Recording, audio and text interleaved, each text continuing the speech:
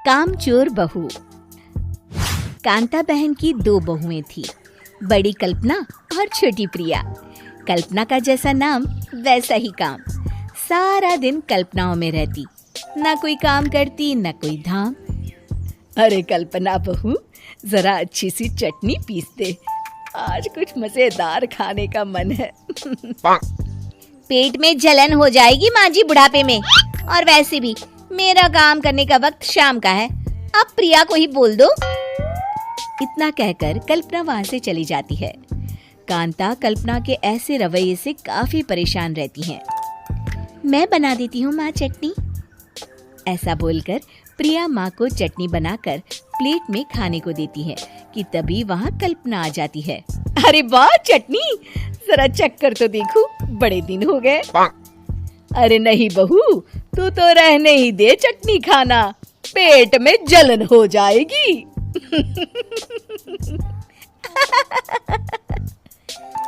इतना कहकर कांता और प्रिया दोनों हंसने लगते हैं। कल्पना सारा दिन या तो मोबाइल में YouTube देखती या फिर सोती रहती। उसका कमरा भी बिखरा और गंदा रहता।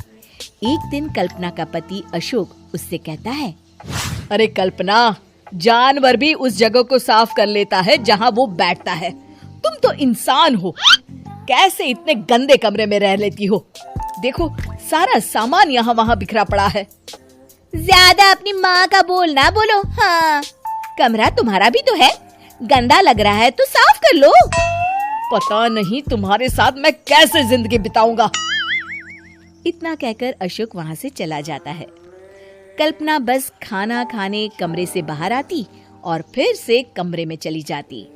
इससे कांता बहन काफी परेशान रहती। एक दिन प्रिया कांता से कहती है, माँ, मैं सारा दिन काम करके थक जाती हूँ, आप कल्पना दीदी से कहिए ना कि सुबह और शाम का काम बांट ले। मैं तो अब सिर्फ एक वक्त का ही काम करूँगी। हाँ। अरे तू वो भी ना करना, एक बहू तो कामचोर थी ही, दूसरी भी आ गई काम ना करने के बहाने लेकर। तभी वहाँ प्रिया का पति रमेश आ जाता है। माँ, मैं देख रहा हूँ भाभी कोई काम नहीं करती, प्रिया सारा दिन घर और रसोई का काम करती है, अब कुछ करो ना माँ। कांता मन में कुछ सोचती है और कल्पना के पास जाती है। कल्पना फोन पर मेकअप करना देख रही होती है। कल्पना, तुम सारा दिन बस मोबाइल देखती हो, घर का कोई काम भी कर लिया करो। प्रिया सारा दिन काम करके थक जाती है। आज से मैंने फैसला किया है, एक वक्त का काम तुम करोगी, सुबह का खाना तुम बनाओगी और रात का प्रिया। आप लोगों ने काम को हव्वा बना रखा है। अरे पता नहीं थोड़ा सा ज्यादा काम करने में आप लोग घबरा क्यों जाते हैं। और हाँ, बहुत ज्यादा प्रिया की तारीफ मत करिए मेरे सामने, बड़ी बहू तो मैं ही रहूंगी। मैं कुछ नहीं जानती, कल सुबह मुझे वक्त से खाना चाहिए, रसोई में आ जाना, वरना कल से तुझे खाना नहीं मिलेगा।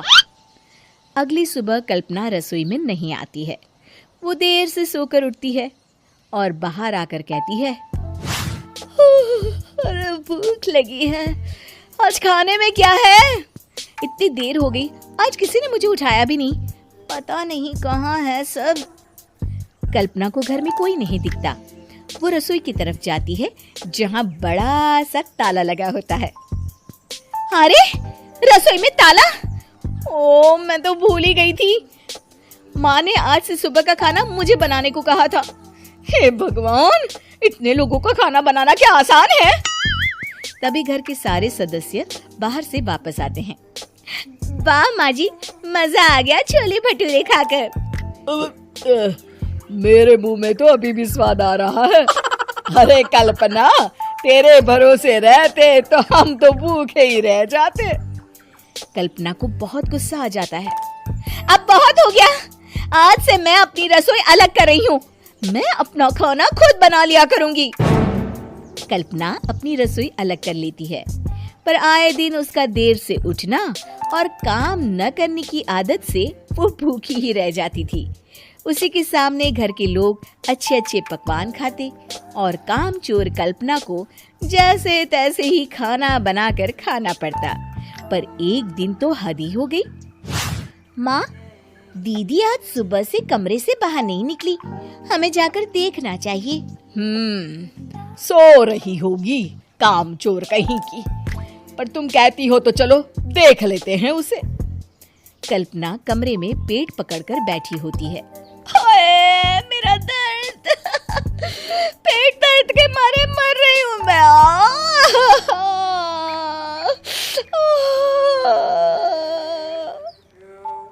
अरे दीदी, क्या हुआ? पेट में दर्द क्यों हो रहा है?